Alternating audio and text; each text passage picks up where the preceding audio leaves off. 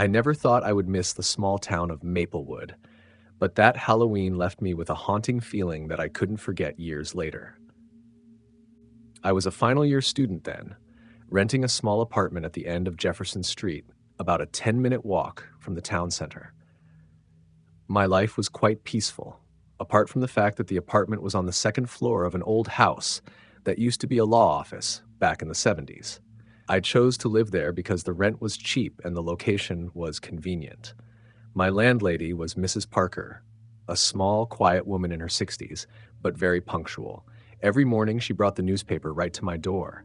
She never asked me about my friends or my work. Only once did she remind me not to forget to lock the door at night, especially on Halloween. I just laughed, thinking it was the usual advice from an elderly person living alone. That year, Halloween fell on a weekend. Maplewood usually held a small festival in the square with a parade, sweet stalls, and children in costumes going door to door for candy. I didn't plan to participate, but that evening, when I was walking home from work, I saw the scene was so lively that I stopped for a few minutes. Orange and yellow lights were strung along the main street. The smell of popcorn mixed with the scent of dry leaves and cold wind blew past the rubber masks. I stood alone by the hot coffee stall, watching the crowd go by. In the middle of the throng, I noticed a man in a long black coat. The lower half of his face was covered by a medical mask, a rather strange detail for a costume party. He wasn't holding candy, wasn't talking to anyone, just standing and looking around, his eyes slowly sweeping over everyone. I didn't know why I paid attention to him, perhaps because he was too still amidst the noise. When I got back to the apartment, the clock was close to 9 p.m. My downstairs neighbors, a young couple, were playing soft music. I hung up my coat, turned on the living room light, and made tea. While taking off my shoes, I heard a knock on the door. At first, I thought it was Mrs. Parker, but when I opened it, the hallway was empty. There was only a paper bag neatly placed on the mat. Inside the bag was a small pumpkin, carved with a smiling face but no candle inside. I picked it up. It felt slightly damp, as if it had just been touched. I left the pumpkin on the kitchen counter, assuming someone had made a mistake. But when I turned off the lights to go to sleep, the thought of the man in the black coat returned. I remembered his gaze, slow and cold, as if he were memorizing every face in the crowd. I told myself I was imagining things. I didn't sleep well that night. Every time I closed my eyes, I saw a shadowy figure standing at the end of the hall in my dream, their face obscured, eyes shining as if waiting for something. The next morning, I woke up late. When I went out, I saw that the pumpkin on the kitchen counter had a new cut across its forehead, very thin and neat, like it was made by a razor blade. I couldn't believe I had done it. Maybe I unconsciously touched it, or someone had entered the room while I was sleeping. But that was absurd. I checked the door, the lock was intact. I called Mrs. Parker, but the line was busy. I spent the whole day at the library trying to shake off the unpleasant feeling. On the way back, I saw Mrs. Parker watering the plants in the yard. She briefly mentioned that she saw someone lurking outside the house last night, tall, wearing a hat. When she went to check, he had disappeared. I asked if it could have been a transient visitor. She just shook her head, her voice so calm that I didn't know whether to believe her or not. That evening, I decided to keep the night light on. The yellow light made the small room seem safer. I tidied the kitchen counter and put the pumpkin into a plastic bag. As I bent down to tie the bag shut, I found a small piece of paper that had fallen out, as if hidden inside the pumpkin. Scrawled in ink was a line: "I like this room." I stood still for a long time. The neighbors were still playing music downstairs, but the sound felt distant. I rechecked the windows, locked them tightly, and then called the police. A young officer came, looked around the house, took a few notes, and said it was probably a prank. He advised me to change the lock and assured me that this neighborhood had never had a break-in. I nodded, but my heart was uneasy. 3 days later, things seemed to return to normal. I was busy submitting assignments and rarely home. On Wednesday evening, while typing on my laptop, I heard footsteps on the ceiling. This house only had 2 floors, and I was on the top one. I turned off the music and sat still. The slow footsteps moved as if someone was cautiously taking each step. I tried to reassure myself that it was just the wind or the wood cracking, but the steps were steady, rhythmic. I called Mrs. Parker, but no one answered. I stood up, grabbed a flashlight, and shone it down the hall. Nothing. I opened the attic door. There was only dust and the smell of damp wood. But when I turned back, I realized something was on the table. The small pumpkin. It had disappeared 3 days ago, and now it was back, with the smiling face carved deeper. I had no doubt anymore. Someone had been inside my house. I called the police for the second time. When they arrived, I checked every door with them. There were no signs of forced entry, but the window behind the kitchen was slightly ajar, even though I clearly remembered latching it. They didn't find anyone, just recorded the incident and left.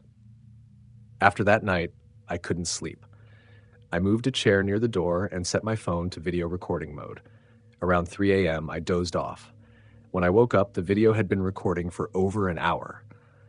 I watched it back and only saw the flickering room light until the 40th minute when a shadowy figure briefly appeared in the frame. He walked slowly, head slightly bowed, wearing a black coat. I couldn't see his face clearly, but his gait was exactly like the man at the Halloween festival. I took the video to the police station.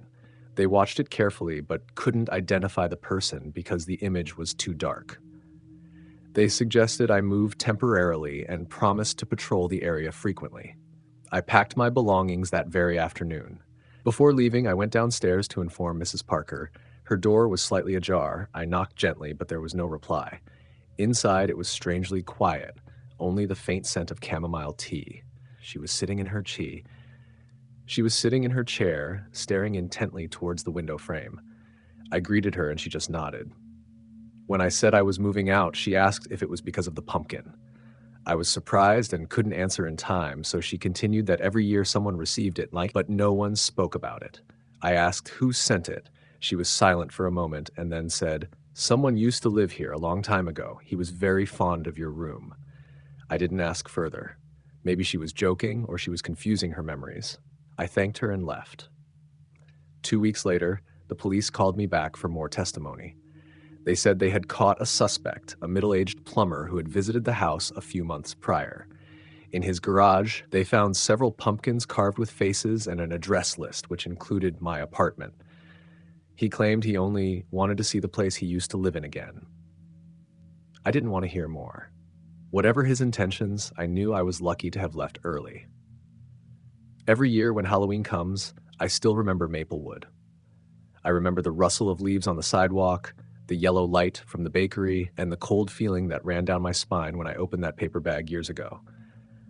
I am no longer afraid of the dark, but I learned that the stillness of an old house is sometimes scarier than any noise.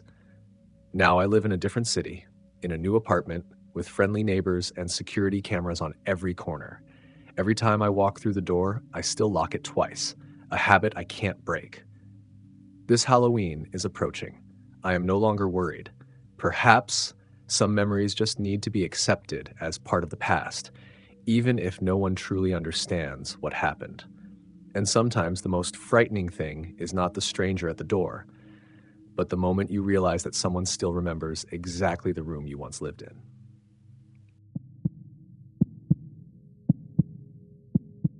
The town of Harbin, Iowa was one of those places that time seemed to have forgotten. It was tucked away amidst endless fields, a small island of old civilization in an ocean of corn.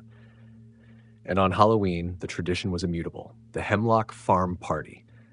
I never liked it. I hated the way the October chill seeped through my jacket, and I hated the thick smell of rotting corn in the air.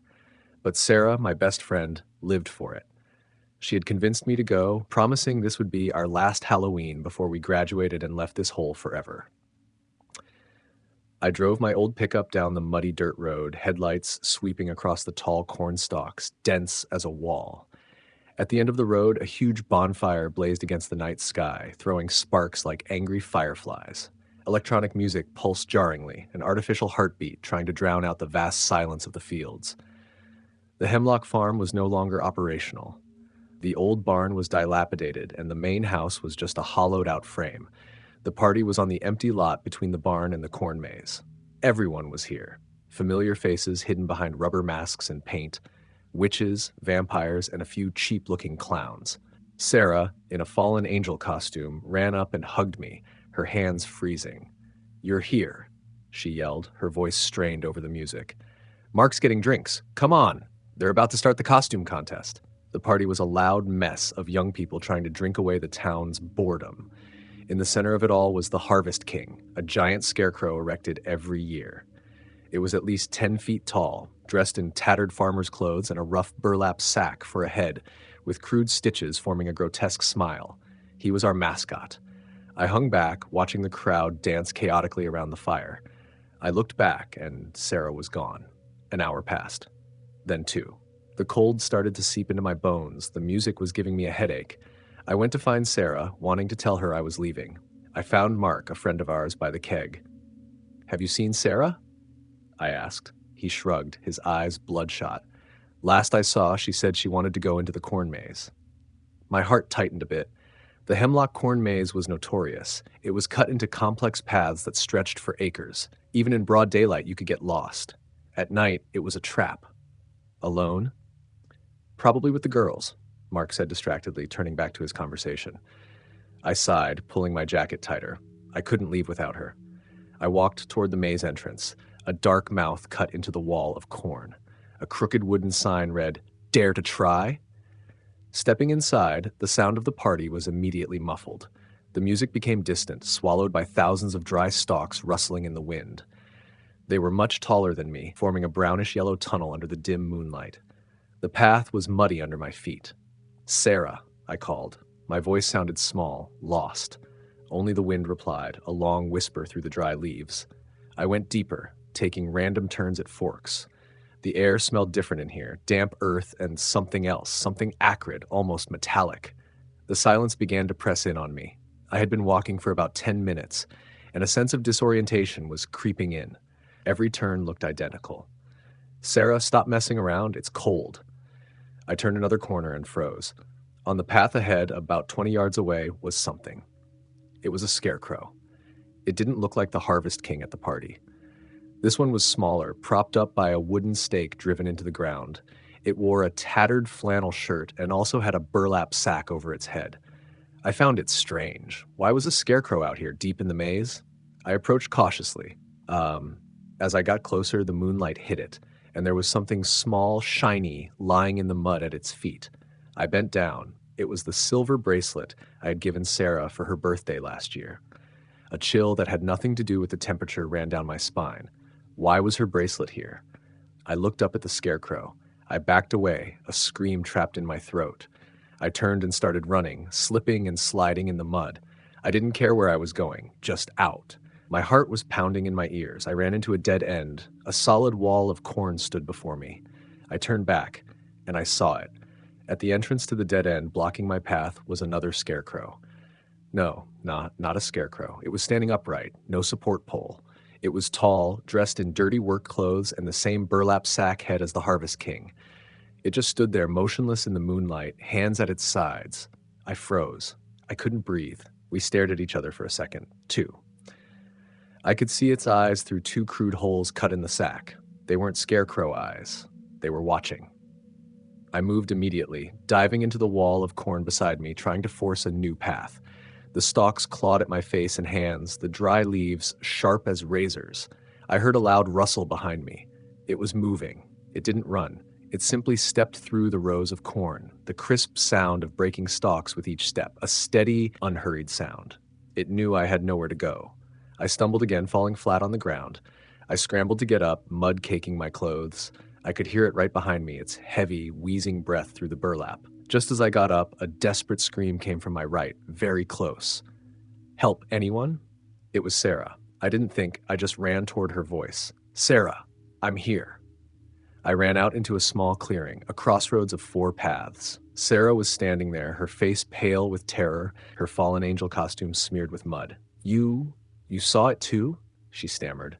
"We have to go," I yelled, grabbing her hand, but it was too late. From the path I'd just run from, the scarecrow figure emerged. It stood there, wielding something. A scythe, the small kind used for cutting weeds. The moonlight reflected off the curved steel blade. It said nothing. It just tilted its head as if studying us. We bolted frantically into the darkness. We could hear it chasing us, the heavy, determined footsteps in the mud. It wasn't rushing. It knew the maze. We didn't. I can't run anymore, Sarah gasped, stumbling. I pulled her up. You have to. Go. We pushed through the corn, no longer following the path. We just hoped to break through to the edge of the field, but they were too dense. It was like swimming in a sea of dry plants. And then we heard another sound. Far away. A siren. Someone must have called the cops about the party's noise. Hope flared in us. That way. I yelled, pointing toward the faint blue and red lights flashing in the distance, visible through the stalks. We used our last ounce of strength. The rustling behind us seemed to speed up, realizing its prey was about to escape. We burst out of the last row of corn, stumbling and falling onto the open ground. The music was still pounding. People were still dancing, shouting, completely oblivious. They were too drunk, too wrapped up in themselves. 2 police cars pulled up, lights flashing blue and red, cutting through the chaos. The party went silent. Everyone stopped dancing. The music died. An officer stepped out, his face grim. Party's over. In the maze, I screamed, running toward him, pulling Sarah along. We were both shaking uncontrollably. Someone, a guy in a scarecrow costume, he has a scythe. He chased us. The officer looked at us, from our mud-caked clothes to our pale, terrified faces. He looked skeptical at first, but then something in our genuine panic convinced him. He pulled out his flashlight and called to his partner. Check the maze. Possible armed individual. We sat on the ground, trembling, while the party disintegrated around us. People grumbled, but quickly grabbed their things and headed for their cars. They searched the maze for nearly an hour. They found the footprints, ours, and a 4th set, much larger, wearing work boots. They found the discarded scythe, caked in mud. They found the first scarecrow and Sarah's bracelet. But they didn't find him. As dawn began to tint the sky a grim gray, we were wrapped in blankets in the back of a police car. I watched the last of the partygoers drive away, their faces confused and annoyed in the morning light. The stranger hadn't vanished into the fields. Most likely he had taken off the burlap sack and the dirty work clothes. He had blended into the crowd. He had stood there, watching the police arrive and then quietly driven home like everyone else. We survived. But we never really left that cornfield. We left Harbin the very next week and never looked back. But sometimes in October, when the air turns crisp and the leaves start to rustle, I still see him. A tall figure in tattered farmer's clothes, standing at the edge of my vision with a smile stitched in rough thread, waiting patiently.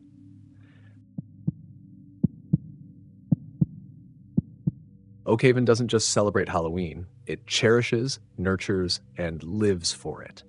I moved here in late August, when summer still clung to the green leaves, and I was completely unprepared for the transformation. By the 3rd week of October, Oakhaven looked like an elaborately funded horror movie set. I'm Julian. I came here seeking quiet to escape the city noise and to work the boring but stable job of managing the digital archives for the county library. My job is to digitize old photos, yellowed local newspapers. I am an observer, an archivist of the past. Oakhaven's fervor began innocuously. Pumpkins appeared on porches, then plastic skeletons climbing gutters. By the final week before the holiday, the town had become a decorative arms race. Every lawn was a mini cemetery. Every window had ghostly figures staring out. The centerpiece of it all was the town's square. They have an annual theme. This year was the horrifying harvest. It sounded cliched, but when I walked past on a Tuesday evening, I had to admit they had done an impressive job. The square was transformed into a dead cornfield, with dried stalks transported in and planted in the ground. And among them were them. The scarecrows. Not the happy, friendly kind you see in stores. These were disturbing works of folk art. They were tall, lanky, with tattered farmers' clothes from decades past. Their heads were rough, bulging burlap sacks, with old button coats sewn on as eyes. Some were posed working, pushing wheelbarrows full of rotten pumpkins. Others just stood there, arms outstretched as if welcoming a non-existent wind. My work at the library often ended late. I enjoyed the quiet of the building as the sun set. I left around 8 p.m. That night, a cold fog rolled in from the surrounding hills, a common autumn phenomenon in Oakhaven. The fog blurred the orange streetlights, making everything soft and silent. I walked through the square, my shortcut to my rented apartment. The scarecrows stood silently in the fog. I stopped for a moment to admire the craftsmanship. The one nearest me was particularly detailed. It wore a dark red flannel shirt, faded and dirty. A ragged straw hat was pulled over its burlap head. It stood next to a hay bale, holding a pitchfork in one hand. I have an odd habit of noticing small details. It's part of my job. I noticed the mud on the scarecrow's boots and the way the burlap was sewn. Sloppy, but effective. I continued walking, the cold seeping through my jacket. I thought nothing more of it. The next day, I left work a little earlier. The sun hadn't fully set, staining the sky a bruised purple. As I passed the square, I glanced at the display. Everything was the same. The skeletons, the cloth ghosts. I looked towards the hay bale. The scarecrow in the red flannel was gone. I stopped. That was strange. Maybe the festival committee had moved it, but why? It looked perfect in that spot. Instead, another, smaller scarecrow in overalls was standing there. I shrugged. This town took its decorations seriously. Maybe they were changing things daily. That night, I was up late. Around 11, I got up to make a cup of tea. My apartment was on the second floor, overlooking the alley behind the library. The alley was dark, dimly lit by a single security light in the distance. As I looked out the kitchen window, I saw something in the alley, leaning against the brick wall of an antique shop. Was it? The red flannel scarecrow. My heart skipped a beat. It was there, 3 blocks from the town square. It just stood there, facing my building, shrouded in shadow. I couldn't see the details clearly, but I recognized the tall shape and the ragged hat. How did it get here? A chill that had nothing to do with the temperature ran down my spine. Someone had moved a heavy, complex Halloween decoration in the middle of the night and left it in a dark alley. I stood motionless by the window for several minutes. The scarecrow didn't move. Of course it didn't. It was an inanimate object. I told myself it was a teenage prank. They had stolen it from the square and dumped it there. It was the only logical explanation. I drew the curtains, locked my front door carefully, and tried to sleep. Sleep came fitfully, disturbed by images of empty button eyes. The next morning, as I left for work, I glanced into the alley. The scarecrow was gone. That worried me more than seeing it. Had the kids come back for it, or had the townspeople found it? I couldn't concentrate all day. I kept checking the digital archives, but my mind kept returning to the image of the tall shadow in the alley. Something was wrong. That evening was October 30th, the night before Halloween. I decided to stay at the library later than usual. I didn't want to walk home in the dark. I told myself I was working overtime, but I was really just hiding. The library was a fortress of brick and marble. It was safe. Around 9 p.m., Mrs. Henderson, the head librarian, knocked on my office door. "Julian, I'm heading out," she said. "Are you planning to camp here tonight?" I tried to smile. "Just trying to finish some work." "Have a good night." She left, and I heard the heavy front door close, then the bolt slide shut. I was the only one left in the building. The silence settled in. It was different from the usual comfortable quiet. It was heavy, oppressive. I worked for another hour, my eyes glued to the screen, but my mind was listening to every small sound of the old building. The furnace kicking on, the wood settling, 10 p.m. I couldn't put it off any longer. I had to go home. I shut down my computer, gathered my things. My office was at the back of the building, near the archives. To get out, I had to walk through the main reading room, which had enormous stained glass windows facing the park across the street. As I entered the reading room, moonlight streamed through the stained glass, casting strange blue and red patches of light on the floor. The park outside was empty. The town had settled in for one last night before tomorrow's chaos. And then I saw it. Not outside. Inside. It was standing at the far end of the reading room, almost hidden by a tall bookshelf. The red flannel scarecrow. It was in the library. With me. I froze. The air was sucked from my lungs. How? Every door had been locked. Mrs. Henderson had checked them. I stood there about 50 feet away from it. It was completely motionless, its head tilted slightly, as if listening. The moonlight glinted off its dirty shirt.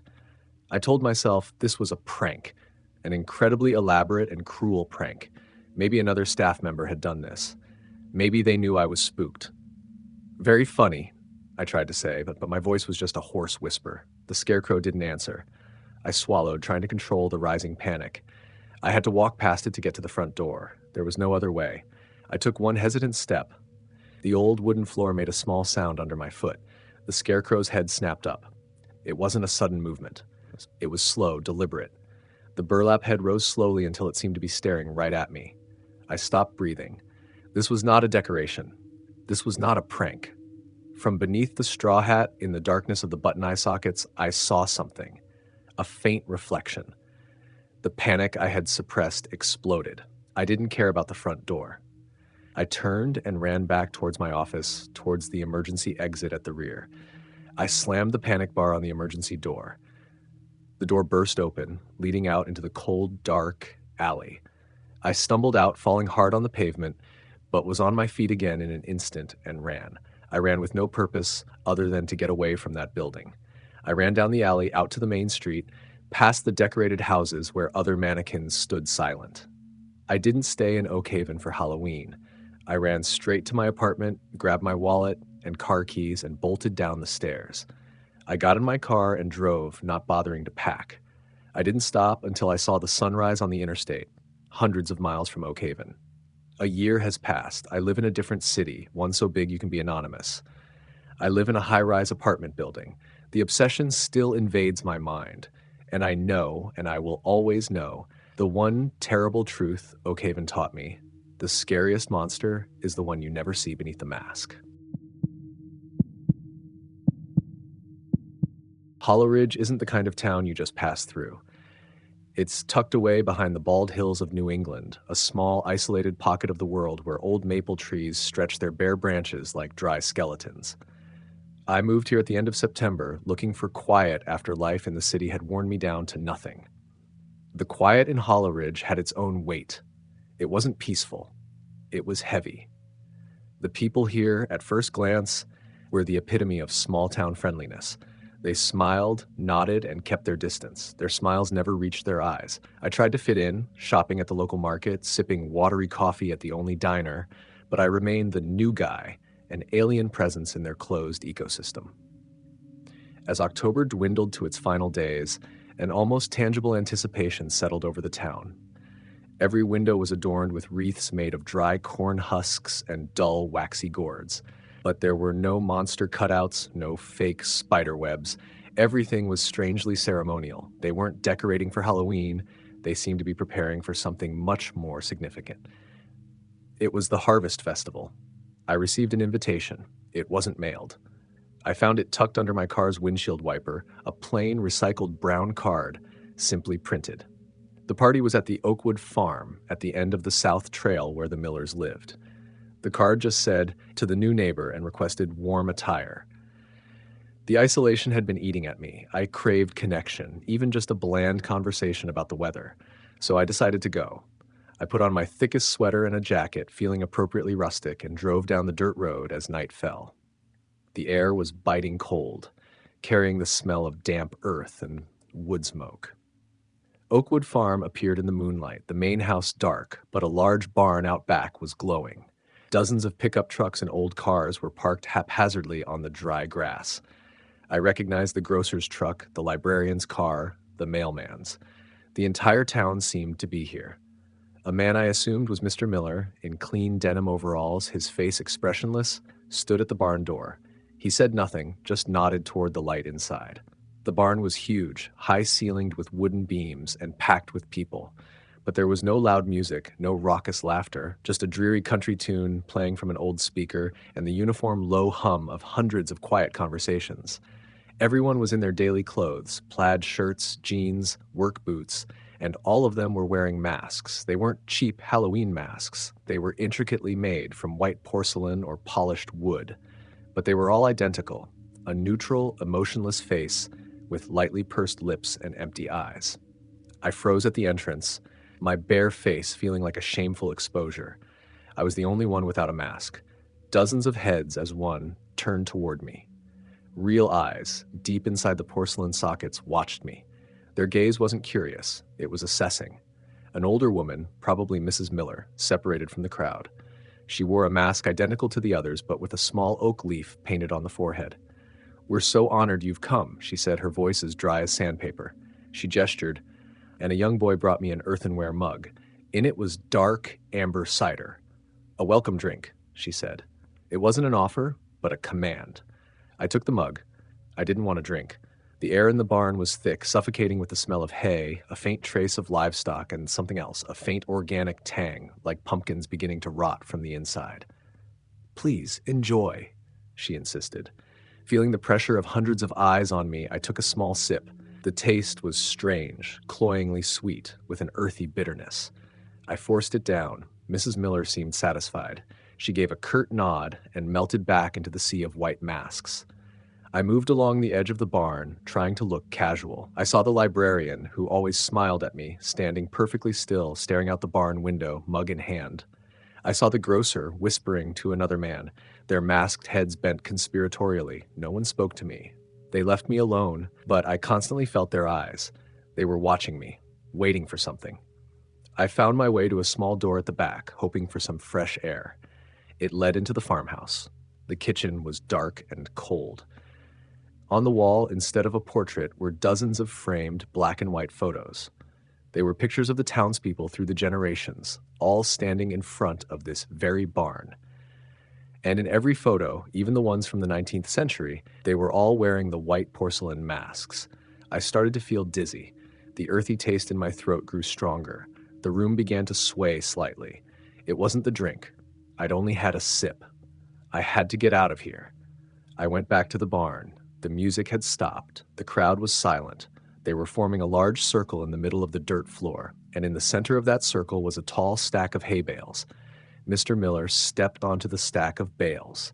He raised his hands, and the silence became absolute. "The harvest has been bountiful," he announced, his voice echoing through the barn. "The land has given, and now it is time for us to give back." The crowd let out a uniform breath, like wind rustling through dry leaves. Every year we welcome renewal. We cleanse the land with a gift, a sacrifice to ensure Hollow Ridge's prosperity. My throat went dry. The dizziness intensified. A gift, a sacrifice. And this year, he continued, we are fortunate to have an honored guest to offer. He didn't need to point. Every porcelain mask in the room, in one horrifying synchronous movement, turned to me. I was the new neighbor. I was the outsider. I was the gift. Panic exploded in my chest, cutting through the fog of the drink. I wasn't a guest. I was the offering. I turned and ran. There were no screams, no chaos. They simply moved. The sea of plaid shirts and white masks parted before me, but not to let me escape. They were herding me, like sheepdogs herding a lost lamb. I ran for the main barn door, but two large men, whom I recognized as the town carpenters, were already blocking it. Their porcelain faces watched me coolly. They herded me toward the opposite passage, a narrow walkway leading to the farm's root cellar. I staggered back, bumping into a pile of sacks. They fell to the dirt floor, making almost no sound. The whole town was here, and they were all a part of this. This wasn't a party. It was an elaborate trap, a sick tradition hidden beneath a veneer of false friendliness. "Please cooperate," Mr. Miller's voice called from behind the crowd. "It will be quick. It is an honor." Adrenaline surged, fighting the drug's effects. I saw the cellar door, probably the way to the root cellar. I lunged for it, pushed. The wooden trapdoor wasn't locked. I dove down the dark stairs, slamming the door shut and sliding the heavy wooden bar from the inside. I could hear their calm, orderly footsteps stop above. They weren't rushing. They knew I was trapped. The cellar was dark and cold, thick with the smell of earth. I fumbled, my hands hitting a stone wall, then a tiny ventilation window near ground level. Outside, the full moon lit a recently harvested cornfield, and in the middle of that field, I saw it. A large, freshly dug pit. Torches surrounded it, and next to the pit was a flat stone, like an altar, stained dark from years of use. I heard the heavy sound of prying from above. They were breaking the bar. I looked around desperately. The cellar was a dead end, only the vent. It was too small. But the wall next to it, where the earth was softer, had an old shovel leaning against it. I had no time. Just as the cellar door burst open, I used the shovel to shatter the vent's frame. It was just rotten wood. I wriggled my body through the tight opening, dirt and rocks tearing at my jacket. I fell out onto the dead leaves. I didn't look back. I got up and ran. I ran, not toward the parking area, where they would surely cut me off. I ran toward the harvested cornfield, then plunged straight into the woods surrounding the farm. The woods were my only chance. I heard calls in the darkness. They were spreading out. They knew these woods. I didn't. I crashed through thorny bushes, branches whipping my face. I just ran downhill toward the town, hoping to get to my car. I had parked at a good distance from the farm, near the main road. I could hear them moving through the woods, parallel to me. They weren't rushing. They were luring me. They knew exactly where I would go. I stumbled, slid on the wet leaves, and rolled down a small embankment. I hit my head on a tree root. Everything went dark for a second. When I opened my eyes, I heard them approaching. Slow, steady footsteps, crunching on dry twigs. I held my breath. A figure appeared just a few yards away. It was one of the men in a plaid shirt, his white porcelain face glowing grotesquely in the moonlight. He stopped, his head tilting, listening. I lay still, my heart hammering in my chest, the earthy taste from the cider making me sick. He stood there for a long moment. Then, seemingly satisfied that I had run on, he continued moving, deeper into the woods. I waited. I don't know for how long. Only when the last sounds of the hunt faded did I dare to move. I moved along the edge of the woods, avoiding the paths. It must have taken hours. The dizziness was still there, but the fear was stronger.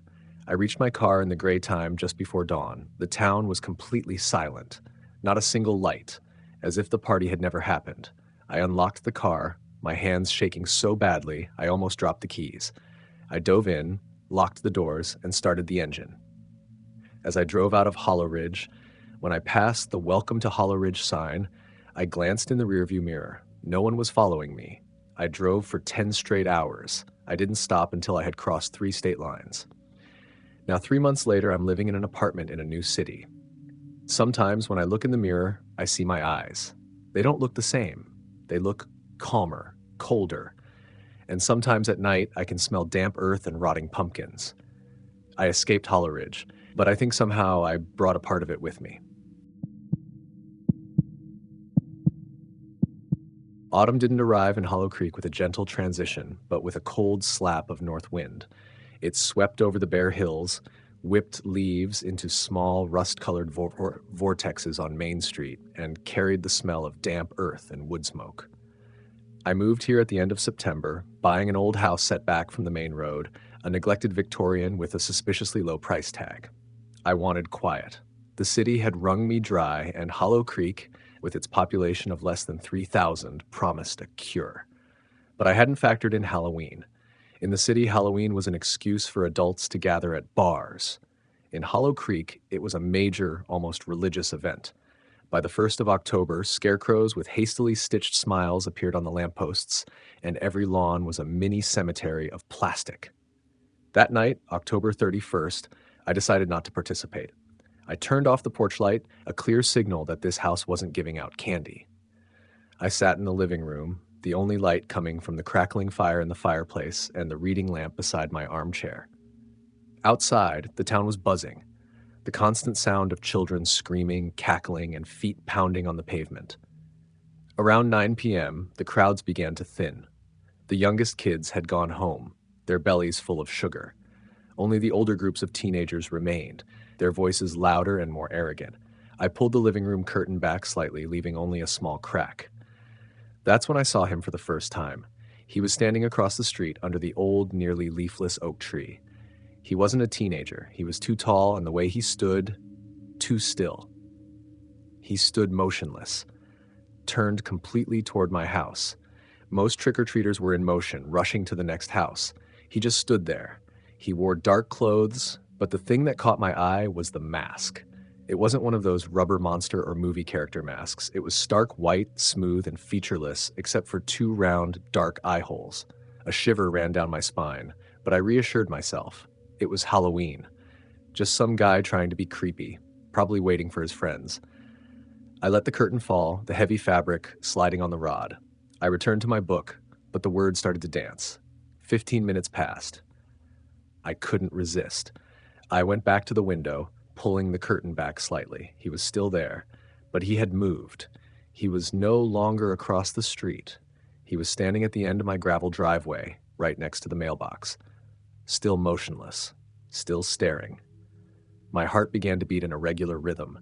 This wasn't a prank. My driveway was long and dark, and the only street light was a good distance away. He was almost swallowed by the shadows, but the white mask stood out like a splinter of bone in the moonlight. I went to check the front door. The deadbolt was thrown.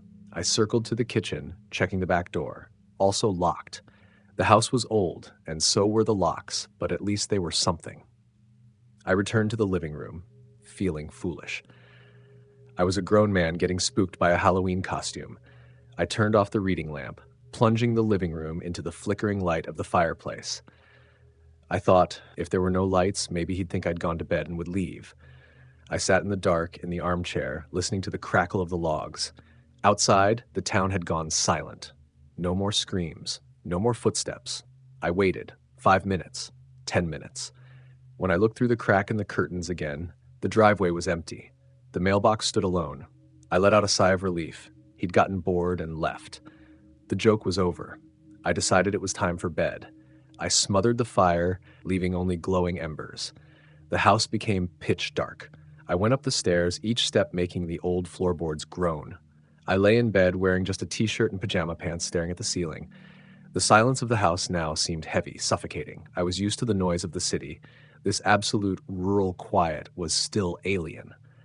I don't know how long I dozed off. Maybe an hour, maybe just a few minutes. But I woke up, not to a loud noise, but to an absence of noise. The air in the house felt different, colder. I lay still, straining my senses, and then I heard it. It wasn't a footstep, it was friction, a soft, dragging sound from downstairs, from the living room.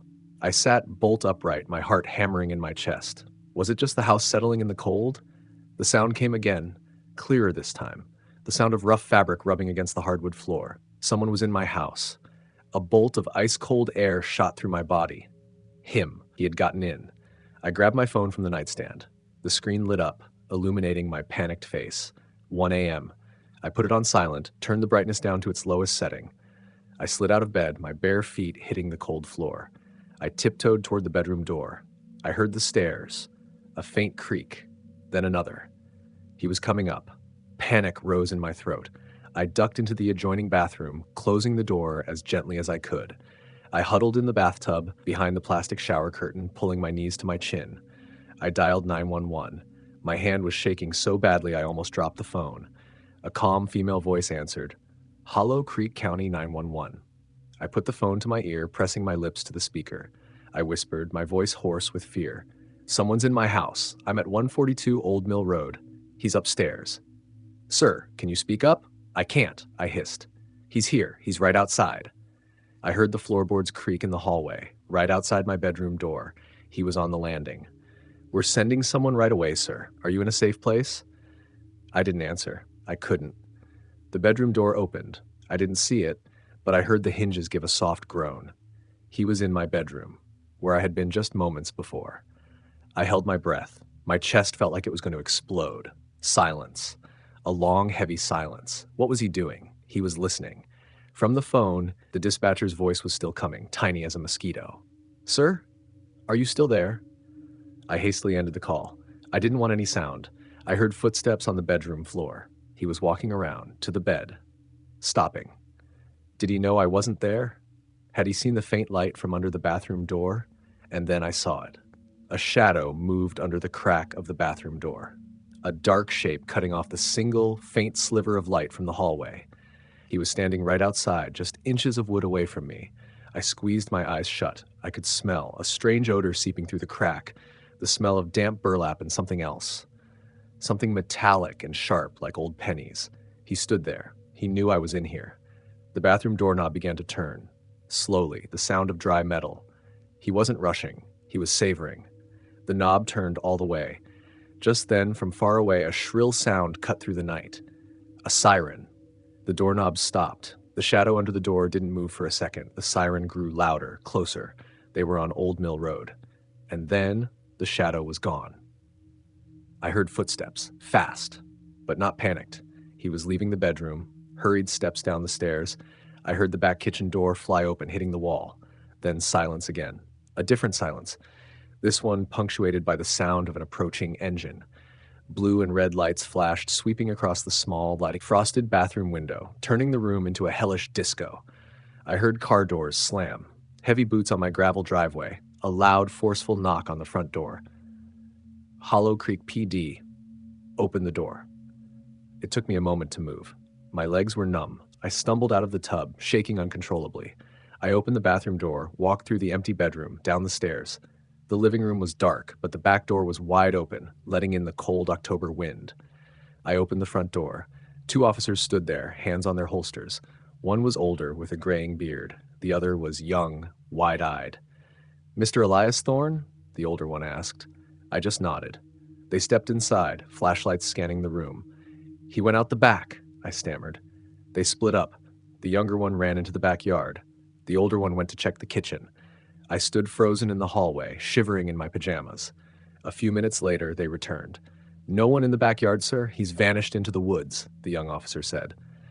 "Your back door was pried open," the older one said, his voice flat. "A small crowbar or a large screwdriver. Pretty clean." He was upstairs," I said. "He was right outside the bathroom door." The older officer looked at me, his gaze analytical. "Did you get a good look at him?" "Only outside. He was wearing a mask, white, nothing on it." The two officers looked at each other. "A lot of masks out tonight, sir. It's Halloween." "This wasn't a prank," I insisted, my voice starting to crack. "He was in my house." "We believe you," the older one said, but his tone said otherwise. "We'll canvass the area. You got somewhere else you can go tonight? Friends? Family?" I shook my head. "I don't know anyone here." They stood there awkwardly. "Keep your doors locked. We've called a locksmith, but he probably won't be out till morning. You can barricade the back door with a chair." They left, leaving me alone in my violated home. The blue and red lights faded down the road. I didn't sleep. I sat in the living room armchair until sunrise, with a kitchen knife held tightly in my hand. Only when the first weak, gray dawn light filtered through the windows did I feel remotely safe. I had survived, but survived is a relative term. They never caught him. No trace, no suspects. The town of Hollow Creek quickly forgot the incident, writing it off as a Halloween prank gone too far. But I didn't. I sold the house the following spring, taking a significant loss. I moved away, back to the city, back to the constant noise, where it's never truly quiet. The thing that haunts me isn't the white mask or the smell of damp burlap. It's the way he moved, that slow, confident deliberation. It's the sound of the doorknob turning. He wasn't in a hurry. He wasn't there to rob me. He wasn't there to attack me. Not right away. He just wanted me to know that he could. He wasn't scared off by the police. He was simply finished. That night, he took something from me that I can never get back. The feeling of being safe, alone in the dark.